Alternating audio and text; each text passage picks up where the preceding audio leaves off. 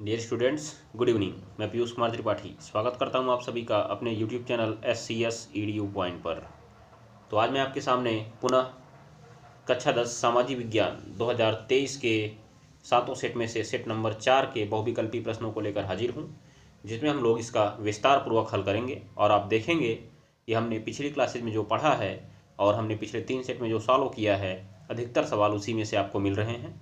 तो आइए ज़रा हम लोग शुरू करते हैं। शुरू करने से पहले मैं आपसे एक बात कहना चाहता हूं कि आप इसे अपने सारे सोशल मीडिया हैंडल पर शेयर कर दीजिए। चाहे आप व्हाट्सएप चलाते हैं, चाहे फेसबुक या इंस्टाग्राम, हर जगह शेयर कर दीजिए। अगर 2-4 लोग भी उससे देखते हैं तो हमारी क्लास का एक अलग इफेक्ट होगा। तो चलिए क्लास को हम लोग शुरू करते हैं। आइए देखिएगा, क्लास शुरू कर रहा है। इसमें सबसे पहला सवाल ये मैं आपको बता दे रहा हूँ, सेट नंबर 4 है, जिसको कोडिंग क्या की गई है। मान लीजिए आपके पास कोई अलग हो तो मैं इसका कोड बता देता हूँ आपको। इसका जो कोड है वो है 825 FA, ठीक है ना। 825 FA इसका कोड है, ये बात को ध्यान में रखिएगा आप लोग। चलिए, तो अगर आपके पास अनसॉल्व पेपर होगा तो आप उसको खोल लीजिएगा, उसमें आप देखते जाइएगा, जो मैं बातें बोलूँगा उसी में नोट कर सकते हैं। ऑप्शन टिक करते जाइएगा। आप इसके आंसर पे निर्भर मत रहिएगा, क्योंकि कुछ आंसर इसमें गलत भी दिए हुए हैं, ठीक है ना। ये बात को ध्यान में रखिएगा। मैं जो भी आंसर लाया हूँ आपके पास खोज कर लाया हूँ, तो गलत होने की संभावना काफ़ी कम है। ये बात को आप जरूर ध्यान में रख लीजिएगा। तो आइए देखते हैं हम लोग, पहला सवाल क्या लिखा हुआ है। भारतीय राष्ट्रीय कांग्रेस की स्थापना कब हुई थी? ये तो आपको वही रिपीटेड सवाल 1885 में, याद रखिएगा। भारतीय राष्ट्रीय कांग्रेस की स्थापना कब हुई थी? 1885 में। इसको इंग्लिश में क्या कहा गया था बताइए तो, बोलिए। भारतीय राष्ट्रीय कांग्रेस की स्थापना कब हुई थी? आप इसका नाम इंग्लिश में बताएंगे क्या होगा, बोलिए। इसका नाम इंडियन नेशनल कांग्रेस, ठीक है। यह स्थापना हुई थी, मैं आपको बता देता हूँ नाम उनका, किसने की थी ये भी लिख लीजिए। कल की क्लास में शायद मैंने इसको नहीं बताया था आपको। तो ये किया था A.O. ह्यूम ने, A.O. ह्यूम ने किया था, याद रखिएगा आप लोग, ठीक है। A.O. ह्यूम, ठीक। उसके बाद यहाँ पे जो आपको तारीख दी गई थी ये थी 28 दिसंबर। 28 दिसंबर, इसलिए हर साल दिसंबर में इनका एक बैठक होती थी, जिसे कहा जाता था कांग्रेस का अधिवेशन। जो मैंने कल आपसे कहा था ना, 4 अधिवेशन आपके सिलेबस में, उन्हें आपको ध्यान में रखना है, मैपिंग के लिए इंपॉर्टेंट है वो, ठीक है ना। तो ये इन्होंने जो अपनी स्थापना की 28 दिसंबर 1885 को की थी, A.O. ह्यूम के द्वारा की गई थी, ये बात को ध्यान में रखिएगा। और इसकी स्थापना भारत को स्वतंत्र कराने के लिए एक प्रकार से की गई थी। मतलब आप मान के चलिए कि जो A.O. ह्यूम थे वो एक अंग्रेजी थे, ठीक है। तो उन्होंने इसलिए भारतीय राष्ट्रीय कांग्रेस को बनाया कि हम लोग इसे अपने फ़ायदे के लिए यूज करेंगे, परंतु बाद में भारतीय राष्ट्रीय कांग्रेस उनके लिए ही घाटे का सौदा बन गई, अर्थात इसके जो सदस्य थे वो स्वतंत्रता प्राप्ति के लिए अग्रसर हो गए थे, ठीक है ना। ये बात को आप जरूर दिमाग में बैठा लीजिएगा। चलिए आगे हम लोग बात करते हैं। इसमें आपने इतना चीज़ देख लिया कि 28 दिसंबर 1885 A.O. ह्यूम के द्वारा स्थापित की गई थी भारतीय राष्ट्रीय कांग्रेस। आगे कह रहा है कि भैया जो आर्थिक महामंदी है इसका प्रारंभ कब से हुआ था?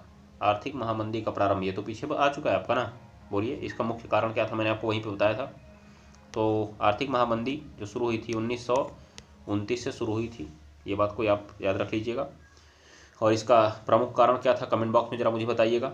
मैं पहले सेट में आपको सॉल्व करा चुका हूँ, इसका प्रमुख कारण क्या था। अगर आप कमेंट बॉक्स में नहीं बताते हैं, अपनी कॉपी में तुरंत आंसर लिख लीजिए इसको कि क्या हुआ था, फिर आप चेक करिएगा आपने सही बोला कि गलत बोला, ठीक है ना। देखिए, कमेंट बॉक्स में आप कमेंट करिए या ना करिए वो अलग की बात है, लेकिन जो मैं बोलता हूँ कि आप इसका उत्तर दीजिए, आप एक कॉपी लेके बैठे रहिए, आप उस पर उसका आंसर लिखिए, फिर आप मिलान करिए कि आपने सही क्या किया हुआ है। ये बात को जरूर ध्यान में रखिएगा। अगर आप ऐसा करते हैं तो इसका मतलब आप सफल हैं, ठीक है। नहीं करते हैं तो मतलब आप अपने आप को धोखा दे रहे हैं, दूसरे को नहीं धोखा दे रहे हैं, आप अपने आप को धोखा दे रहे हैं। तो अपने आप को धोखा देना बंद कीजिए, दूसरे को धोखा देना शुरू करिए, ठीक है ना, याद रखिएगा। चलिए आइए देखते हैं आगे हम लोग। यहाँ पे अगला सवाल देखा जाए कि यह किसका कथन है कि जब फ्रांस छींकता है तो बाकी यूरोप को सर्दी जुकाम हो जाता है, हैं? ये कौन सा तरीका है जी? मतलब छींकूँ मैं, सर्दी जुकाम आपको हो? ध्यान दीजिएगा, छींक मैं रहा हूँ, सर्दी जुकाम आपको हो रहा है, ये तो बात हुई ना। चलिए, तो ये कहा किसने था, बात कर लीजिए। इसको कहा था मैटरनिख ने कहा था। किसने कहा था? मैटरनिख। ये था भैया ऑस्ट्रिया का प्रधानमंत्री। कौन था ये? ऑस्ट्रिया का प्रधानमंत्री था, ठीक है।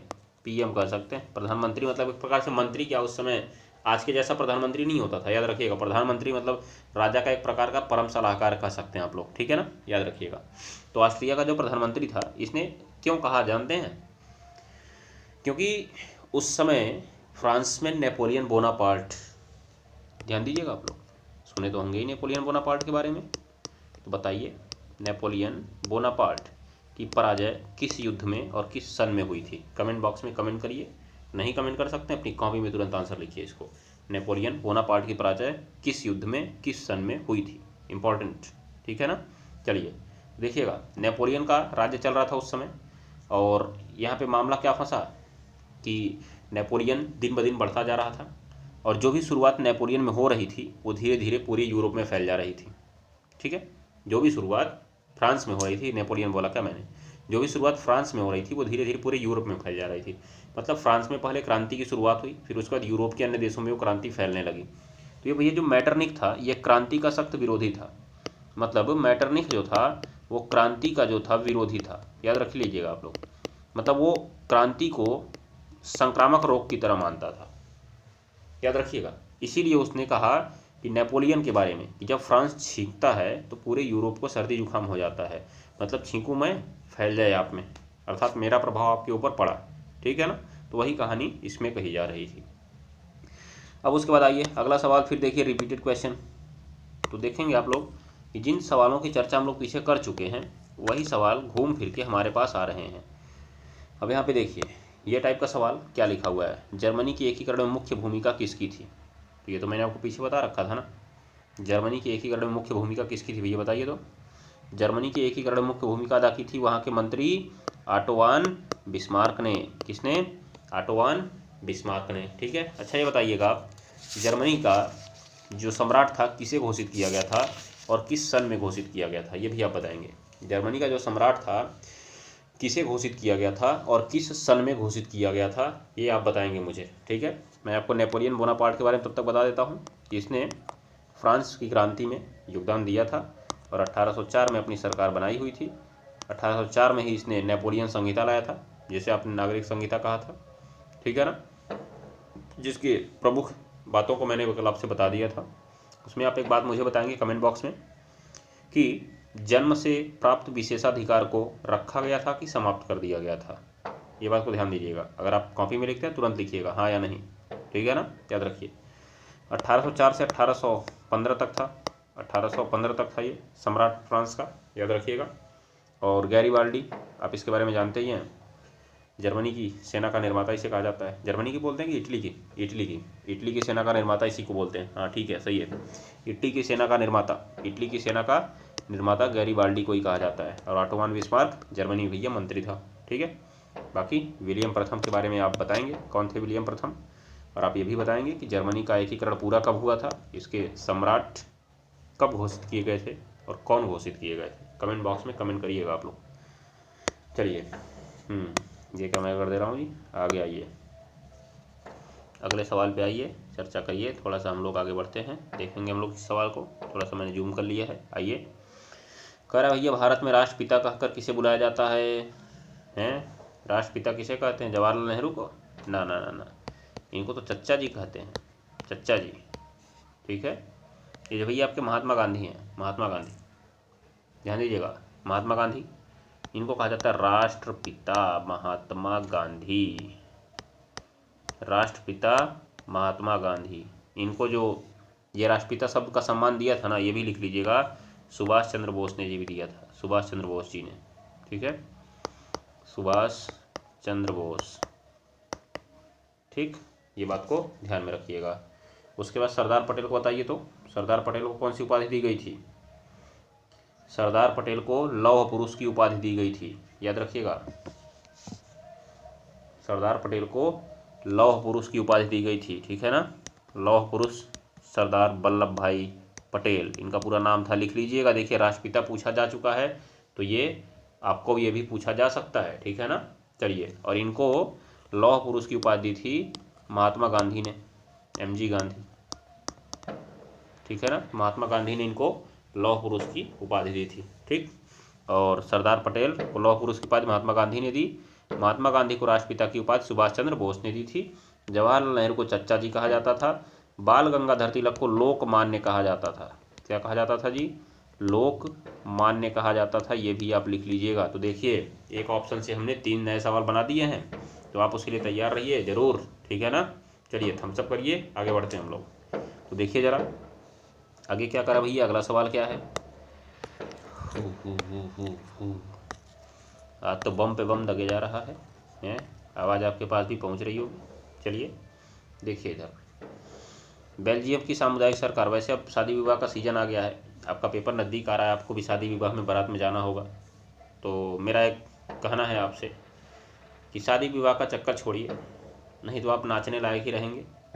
पता चला आपको बैंड पार्टी में बुक करना पड़ेगा, हैं? बताइएगा। अगर बैंड पार्टी में बुक करवाने का मन होगा तो बता दीजिएगा, मैं बुक करवा दूंगा आपका। बोलिएगा। पढ़ लिख लीजिए, 1 महीने पढ़ना है आपको, बस 1 महीने। उसके बाद शादी विवाह में खूब जम के नाचिएगा। मन में आ रहा होगा सदिया तो एक ही बार होगी, अगर बीत गई तब कैसे नाचेंगे। अरे दूसरे की शादी में नाच लीजिएगा, बिना बुलाए पहुंच जाइएगा, कौन सा बड़ा बात है। जाइए 11 रुपये दक्षिणा लिखवाइए, नाचिए बढ़िया, आइए। रसगुल्ला भी खाने को मिलेगा, छेना भी मिलेगा। चलिए आगे देखा जाए, आगे बात करें। अगला सवाल देखिए, बेल्जियम की सामुदायिक सरकार में निम्नलिखित में से किसके मध्य सत्ता की साझेदारी है, किसके बीच सत्ता की साझेदारी है। तो बेल्जियम में हमने देखा था कि 2 भाषाओं के लोग थे, 2 भाषाओं के लोग, याद रखिएगा। उनमें झगड़ा झंझट ना हो, इसीलिए वहाँ पे एक सामुदायिक सरकार बनाई गई।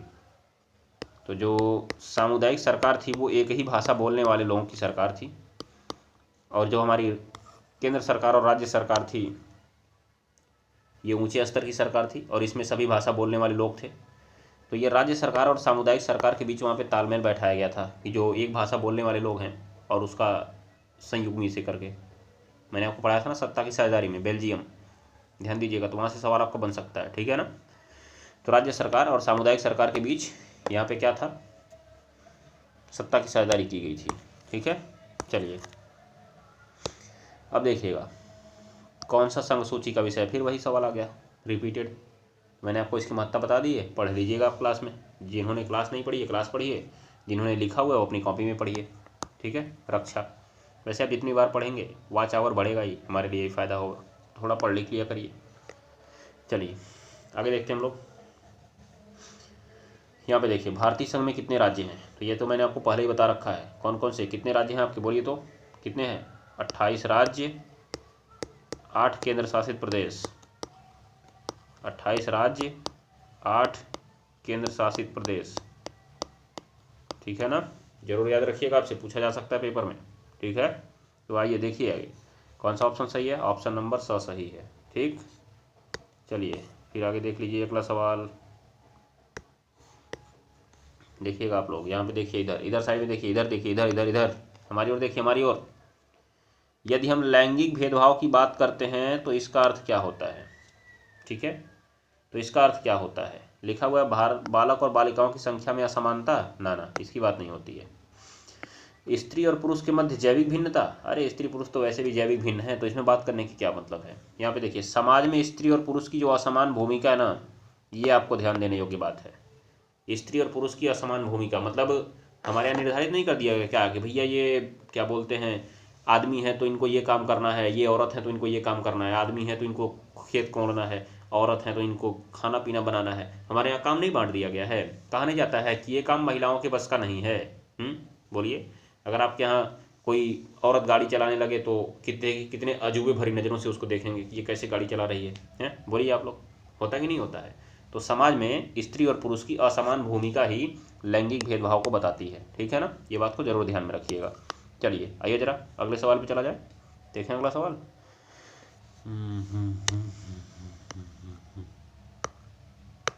चलिए आइए 10वें नंबर सवाल पे आइए। भारत में सबसे ज़्यादा बोली जाने वाली भाषा कौन सी है, आपको तो मालूम ही होगा कौन सी है जी, हिंदी। कितने % लोग हिंदी बोलते होंगे, जरा आप कमेंट करिएगा, कमेंट करिए, मैं कमेंट बॉक्स देख रहा हूँ। कितने % लोग हिंदी बोलते होंगे, बोलिए। आपको ये जानकर आश्चर्य होगा कि हमारे पूरे भारत में केवल 40.1%, एक मिनट 41%, कितने %, 41% लोग केवल हिंदी बोलते हैं। कितने, 41% लोग। सोचिए, मतलब हमारा जो देश है उसको हिंदुस्तान कहा गया है, हिंदी भाषी देश माना जाता है। परंतु इस देश में केवल 41% लोग, मतलब मान के चलिए 60% लोग हिंदी नहीं बोल रहे हैं। तो हिंदी को कैसे राष्ट्रभाषा बनाया जा सकता है? और एक बात याद रख लीजिएगा, हिंदी हमारी राजभाषा है, राष्ट्रभाषा नहीं है। हिंदी हमारी राजभाषा है, हमारे यहाँ राष्ट्रभाषा कोई है ही नहीं अभी तक, ध्यान दीजिएगा आप लोग, ठीक है। ये हमारी राजभाषा है। कौन सी भाषा है? राजभाषा। तो सोचिए 41% लोग बोलते हैं। और आपको ये भी जानकर आश्चर्य होगा कि दूसरे नंबर पर जो सबसे ज़्यादा बोली जाने वाली भाषा है ना, दूसरे नंबर पर, एक बात मैं आपको बताऊं, दूसरे नंबर पर मैं लिख के लाया था, 1 मिनट रुक जाइए। दूसरे नंबर पर सबसे ज़्यादा बोली जाने वाली भाषा बांग्ला भाषा, जो कि 8.1% लोग बोलते हैं। कितने परसेंट लोग? 8.1% लोग। दूसरे नंबर पर सबसे ज़्यादा बांग्ला भाषा बोली जाती है। तीसरे नंबर पर तेलुगु बोली जाती है। तीसरे नंबर पर तेलुगु बोली जाती है। तेलुगु, जो तेलुगु बोलते हैं वो 7.2% लोग बोलते हैं। कितने परसेंट? 7.2%। चौथे नंबर पर मराठी आती है। चौथे नंबर पर मराठी आती है, याद रखिएगा। कितने परसेंट बोलते हैं जानते हैं आप लोग? 7%, ठीक है, तो याद रखिएगा। उसके बाद इसमें जो दिया गया है मैं उनके बारे में आपको बता दूं भैया। जो आपकी पंजाबी है, पंजाबी, ये 2.85% लोग बोलते हैं। 2.85% लोग बोलते हैं। याद करने की जरूरत नहीं है, बस आप एक बार देखते जाइए इसको। ये हाँ, इसको याद कर सकते हैं। ये हिंदी के बाद सबसे ज़्यादा बोली जाने वाली भाषा बांग्ला है, फिर तेलुगु है, फिर मराठी है, ठीक है ना। ये बात को आप ध्यान में रख लीजिएगा। उसके बाद देखिए, जो भी आपकी कश्मीरी है वो 0.5% लोग बोलते हैं, 0.5%। और जो उर्दू बोलने वाले लोग हैं वो लगभग 5% लोग हैं। कितने परसेंट हैं? 5%। तो ये हमारे वहाँ यहाँ बोली जाने वाली भाषाओं के बारे में बातचीत हो गई है, ठीक है, याद रख लीजिएगा। चलिए, और यहीं से आप बताएंगे भारतीय संविधान में कितनी भाषाओं को अनुसूचित भाषा के रूप में रखा गया है? कमेंट बॉक्स में कमेंट करिएगा। भारतीय संविधान में कितनी भाषाओं को अनुसूचित भाषा में रखा गया है, अनुसूचित श्रेणी में रखा गया है? अनुसूचित से शेड्यूल क्या बोलते हैं? शेड्यूल लैंग्वेज, ठीक है। अनुसूचित भाषाएं कितनी है हमारे यहाँ पे? कितनी भाषाओं को अनुसूचित भाषा में रखा गया है? और क्या उसमें अंग्रेजी शामिल है कि नहीं है? क्या उसमें अंग्रेजी शामिल है कि नहीं है? तो आप इस बात का उत्तर जल्दी से कमेंट बॉक्स में दीजिएगा, जल्दी से। चलिए, मैंने आपको पढ़ा रखा है, इसको कॉपी में मैंने पढ़ाया हुआ है, इसको याद रखिएगा। आप लोग झूठ नहीं बोल सकते हैं। जहाँ पे मैंने आपको पढ़ाया हुआ संघवाद, उसी चैप्टर में मैंने पढ़ाया हुआ है, जाइएगा देखिएगा। चलिए फिर देखिए, ऊर्जा का परंपरागत साधन। परंपरागत मतलब जी कौन से होते हैं परंपरागत? अनवीकरणीय। अभी मैंने कल की क्लास में ही आपको पढ़ाया था ना, अनवीकरणीय पढ़ाया था ना मैंने आपको, बोलिए तो बताइए इसमें से अनवीकरणीय कौन सा है? नवीकरणीय मतलब जैसे आप बार बार यूज कर सकते हैं। पवन ऊर्जा मैंने सुबह आपको बताया था। सौर ऊर्जा, सूर्य से प्राप्त होने वाली ऊर्जा। सोलर पैनल लगाते हैं, रोज आपको ऊर्जा देता है वो, ठीक है, तो वो आपकी क्या है? नवीकरणीय ऊर्जा का ही संसाधन है। ज्वारीय ऊर्जा, ज्वार भाटा की ऊर्जा। जैसे देखिए, समुद्र में ज्वार आता है। ज्वार का मतलब मकई ज्वार नहीं, ध्यान दीजिएगा। ज्वार का मतलब समुद्र का पानी आगे बढ़ता है, उसको ज्वार कहते हैं। फिर कुछ समय बाद पीछे जाता है, उसे भाटा कहते हैं, ठीक है। ये पृथ्वी और चंद्रमा के बीच आकर्षण शक्ति के कारण होता है। आप इसको कारण भी समझ लीजिएगा। पृथ्वी और चंद्रमा के बीच जो आकर्षण शक्ति होती है, उसी के कारण ज्वार और भाटा आता है, ठीक है। तो सवाल ये उठा कि ज्वार से कैसे हम लोग शक्ति का उपयोग करते हैं। तो जब ज्वार आता है तो धारा बहुत तेज आती है ना, तो यहाँ पे टरबाइन लगा देते हैं। जैसे तेजी धारा आएगी, इस पर गिरेगी, इसको घुमा देगी, तो ये घूमेगा, तो ये पंखा तरह का ऐसे घूमने लगता है। जैसे वो पंखा घूमता है, क्या होता है, वहाँ से बिजली को पैदा कर लिया जाता है। इसे हम बोलते हैं ज्वारीय ऊर्जा। तो एक बात बताइए कि समुद्र का पानी ऐसे तेजी से आया, आपने टरबाइन घुमा दिया, तो क्या वो पानी खत्म हो गया क्या वहीं पे? नहीं, वो उसको घुमा के आगे चला गया, फिर पीछे आएगा, फिर दूसरा पानी आएगा, फिर उसको घुमाएगा, ठीक है। तो हम उस ऊर्जा का प्रयोग बिजली बनाने में कर सकते हैं। ऐसा सिस्टम समुद्र के किनारे ही बन सकता है, नदियों में नहीं, क्योंकि नदियों में ज्वार या भाटा नहीं आता है, समुद्र में आता है। तो ज्वारीय ऊर्जा ये आपका नवीकरणीय, बार बार उपयोग कर सकते हैं। सौर ऊर्जा, पवन ऊर्जा भी उपयोग कर सकते हैं। कौन सा बचा? प्राकृतिक गैस, जिसे हमने बात किया था सुबह, सीएनजी। क्या उसे आप बार बार उपयोग कर सकते हैं? नहीं कर सकते हैं, याद रखिएगा आप लोग। चलिए अगला सवाल देखिए, क्या लिखा है भैया? लैटेराइट मिट्टी निम्नलिखित में से किस राज्य में पाई जाती है? फिर आपको बताइए, मिट्टी आया कि नहीं? फिर आया, मिट्टी पढ़िए आप लोग, जरूर पढ़िए आप लोग मिट्टी, ठीक है ना। तो भैया आपको मैं बता दूं, लैटेराइट मिट्टी महाराष्ट्र में पाई जाती है। पश्चिमी घाट के हमारे जो भी राज्य हैं उनमें लगभग लैटेराइट मिट्टी पाई जाती है। जैसे आप लोग ऐसे बनाएंगे, ये भारत का नक्शा है ना ये गुजरात वाला बेल्ट एरिया आपका। तो यहाँ पे आप ज़रा देखेंगे कि ये जो एरिया है यहाँ से ये वाला एरिया, इसको बोलते हैं पश्चिमी घाट। क्या बोलते हैं? पश्चिमी घाट।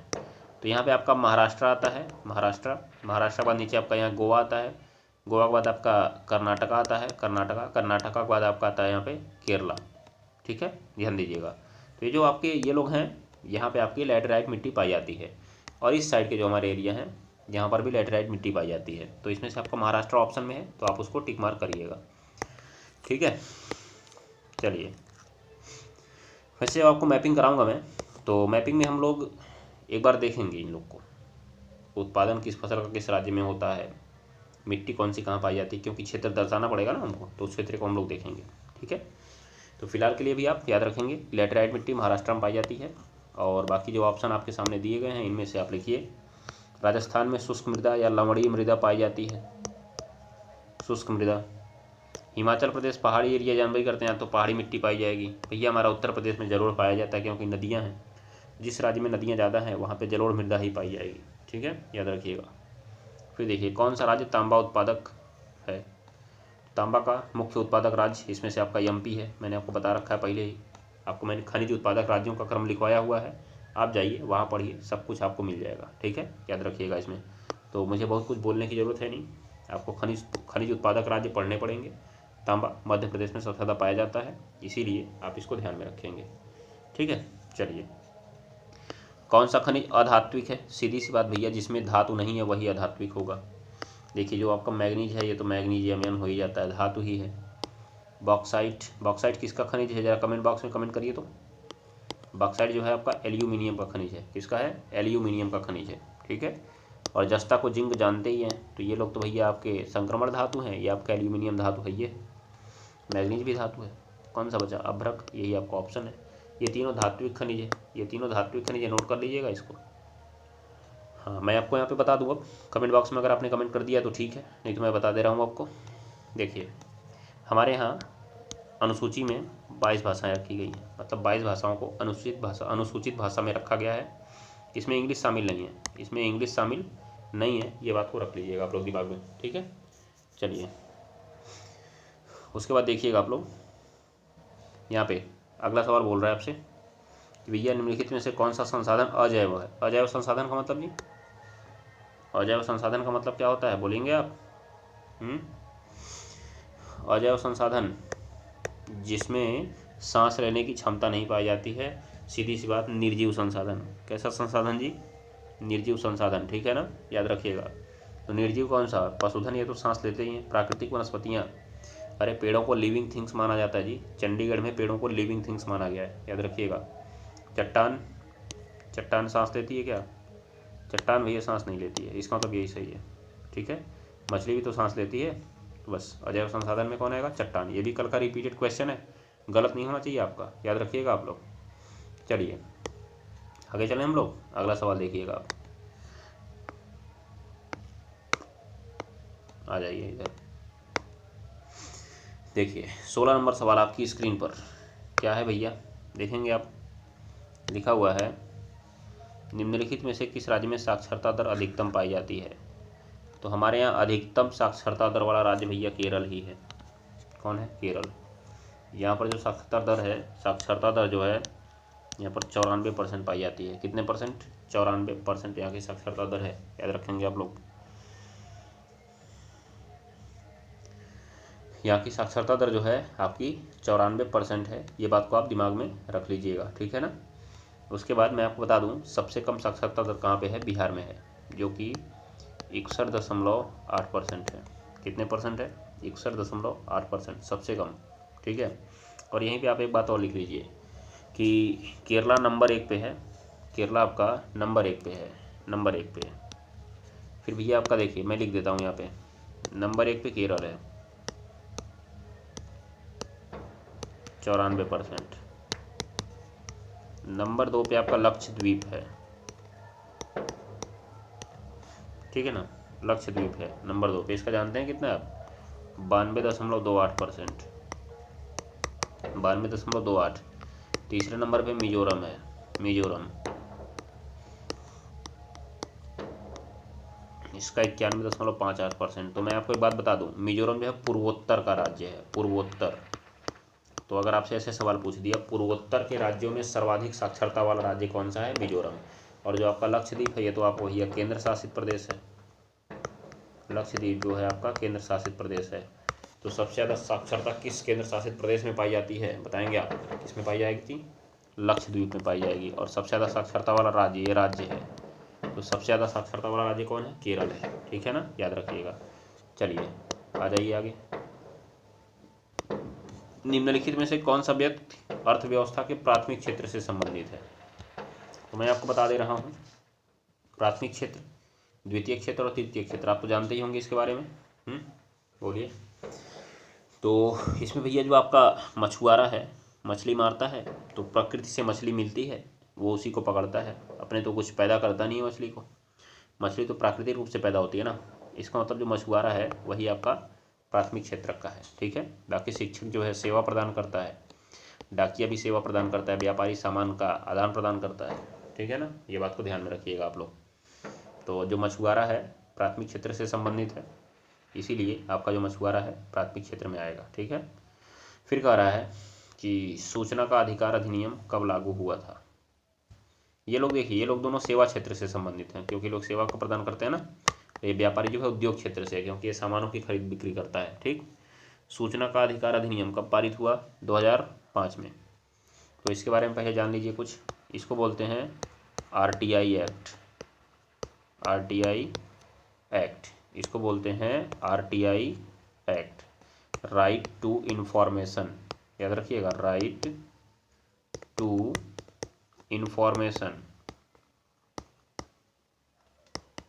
ठीक है। इसके बारे में जरा हम लोग चर्चा कर लें क्या। ये जो भैया आपका पारित हुआ था संसद से, संसद से पारित हुआ था 12 मई, ठीक है, 2005 को। इस पर राष्ट्रपति ने भैया जो मोहर लगाई, ये सब आपको जानने की जरूरत नहीं है, बस आप यही याद रखिएगा कब लागू हुआ था उसको मैं बता रहा हूँ। राष्ट्रपति ने इसको साइन किया 15 जून को, मतलब ये 15 जून को अधिनियम बन चुका था, लेकिन पूरे देश में लागू कब हुआ, याद रखिएगा, पूरे देश में लागू हुआ ये भैया 12 अक्टूबर 2005 को। तो ये आपके लिए इम्पॉर्टेंट, तारीख भी इम्पॉर्टेंट है। देखिए आपकी सवाल में तो खाली सन पूछा है, हो सकता है आपसे तारीख भी पूछ ले, तो ये आपके लिए इम्पॉर्टेंट है। 12 अक्टूबर 2005 से राइट टू इन्फॉर्मेशन एक्ट लागू हुआ था। मैंने आपको इसके बारे में पहले ही बताया हुआ था कि अगर आपको कोई प्रॉब्लम है तो आप सूचना पाने के अधिकारी हैं। आप एक कागज़ पर, सादे कागज़ पर पत्र लिखिएगा, सेवा में जन सूचना अधिकारी, और उसे पोस्ट ऑफिस में डाल दीजिएगा। आपके पास जवाब 1 हफ्ते से 1 महीने के अंदर वापस आ जाएगा, ठीक है ना। ये बात को ध्यान में रखिएगा, और सही जवाब वापस आएगा, तो आप इसका उपयोग कर सकते हैं, ठीक है। और मैं आपको बता दूं कि जब कोई अधिनियम पारित होता है तो सबसे पहले कैसे होता है। हमारे यहाँ पे जो संसद है वो 3 चीज़ों से मिलकर बनी हुई है, लोकसभा, राज्यसभा और राष्ट्रपति,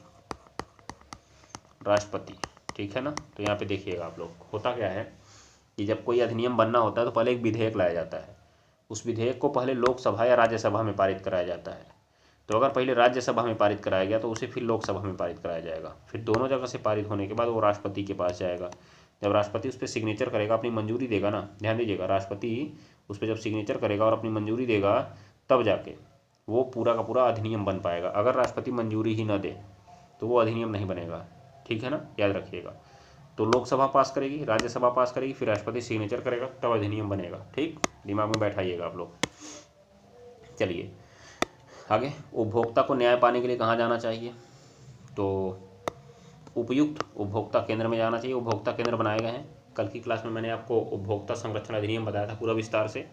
उसमें मैं एक बात बताना भूल गया था कि उपभोक्ता के अधिकारों की रक्षा करने के लिए 3 प्रकार के प्राधिकरण बनाए गए हैं। एक आपका जिला स्तर का है, एक राज्य स्तर का है, और एक राष्ट्रीय स्तर का है, ठीक है ना। तो जिला स्तर, राज्य स्तर, राष्ट्रीय स्तर, 3 जगह पे आप अपनी अपील कर सकते हैं। तो नॉर्मली आप अपने जिला स्तर पर उपभोक्ता फोरम में अपील कर सकते हैं अगर आपको कोई भी प्रॉब्लम हुई है तो। किसके लिए? जिसको वस्तुएं और सेवाएं खरीदने के लिए आपने पैसा पे किया था, परंतु वो अपनी गुणवत्ता के अनुरूप नहीं था जैसा उसमें बताया गया था, तो आप उस पर केस कर सकते हैं, ठीक है ना, याद रखिएगा। फिर देखिए, कौन सा व्यक्ति असंगठित क्षेत्र के अंतर्गत आता है? कौन सा आता है जी असंगठित क्षेत्र में, बोलिए तो देखिए, संगठित और असंगठित क्षेत्र का मतलब क्या होता है जिसका नियमन सरकार के द्वारा किया जाता है और उसके रूल्स रेगुलेशन बनाए गए होते हैं और उस नियमों का पालन भी होता है, उसे आप बोलते हैं संगठित क्षेत्र। जैसे जो सरकारी नौकरियां हमारे यहाँ पे मिलती हैं वो संगठित क्षेत्र में आती हैं। फिर असंगठित क्षेत्र का मतलब क्या है? जिसका कोई रूल्स रेगुलेशन नहीं है, जब मन में आया उनको नौकरी पे रखा, कम वेतन दिया, मन किया निकाल दिया, अगर वो छुट्टी मांगने गए छुट्टी नहीं दिया, ये होता है असंगठित क्षेत्र। लेकिन संगठित क्षेत्र में एक निश्चित छुट्टी होती है, एक निश्चित वेतन होता है, एक निश्चित समय काम करना होता है, ये बात को ध्यान में रखिएगा आप लोग। तो ये होता है संगठित क्षेत्र। तो एक प्रकार से जो सरकारी नौकरी आपको मिलेगी वो संगठित क्षेत्र होगी, और जो नॉर्मली आप काम करते हैं, खेत में मजदूरी करते हैं, प्राइवेट कंपनी में जॉब करते हैं, ये सब आपका संगठित क्षेत्र में नहीं आएगा, असंगठित क्षेत्र में आएगा। ठीक है ना, ये बात को ध्यान में रख लीजिएगा। तो कौन सा आपका सही होगा इसमें भैया? कृषि मजदूर आपका सही होगा। ठीक है, तो संगठित और असंगठित क्षेत्र, आशा करता हूँ कि आपको समझ में आ गया होगा। समझ में आया तो थम्स अप करिए। आज की क्लास को हम लोग यहीं पे समाप्त करते हैं। ठीक है ना, तो एक बार फिर जान लीजिएगा, संगठित क्षेत्र का मतलब जहाँ पे रूल्स रेगुलेशन बनाए गए हैं और उनके नियम का पालन भी होता है। ठीक है, असंगठित क्षेत्र का मतलब जिनके बारे में सरकार को कुछ मालूम नहीं है। जैसे आपके वो स्विगी जोमेटो वाले गाड़ी लेके घूमते हैं ना, वो असंगठित क्षेत्र में आता है। क्यों? क्योंकि उसके रूल्स रेगुलेशन कोई सरकार ने नहीं बनाए हुए हैं, एक कंपनी ने बनाए हैं। वो चाहे तो आपको हटा सकती है, चाहे तो आपको रख सकती है। ठीक है, तो आज के लिए बस इतना ही। मिलते हैं कल की क्लास में, तब तक के लिए नमस्कार, टाटा, गुड बाय। पढ़ते रहिए, पढ़ाते रहिए, हंसते रहिए और हंसाते रहिए। धन्यवाद। और साथ में शेयर भी कर दीजिए अगर बढ़िया लगा हो क्लास को तो, और क्लास बढ़िया लगी हो तो एक बार लाइक भी कर दीजिएगा। ठीक है, और अपने मित्रों तक इसे जरूर पहुँचाइएगा। और अगर आपने सब्सक्राइब नहीं किया होगा तो इसे सब्सक्राइब भी कर लीजिएगा, जिससे आपको अगली क्लासेस की नोटिफिकेशन जल्दी ही मिल जाया करे। चलिए।